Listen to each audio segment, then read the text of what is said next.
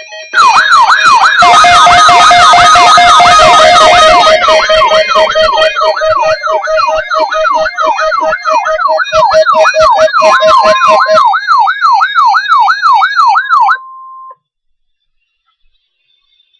is a weekly test of the NOAA weather radio warning device. During potentially dangerous weather situations, specially built receivers are automatically activated to warn of the impending hazard. Tests of these receivers normally are conducted by the National Weather Service every Wednesday around noon. When there is a threat of or existing severe weather in the area on Wednesday, the test is postponed until the next good weather day.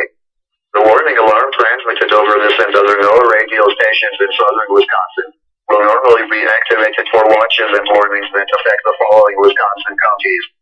Richland, Vernon, Adams, Juneau, Marquette, Waushara, Winnebago, Calumet, Manitowoc,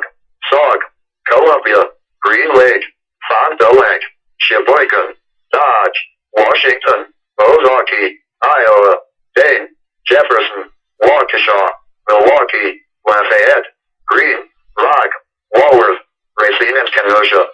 and the following Illinois counties: Stevenson, Boone, Winnebago,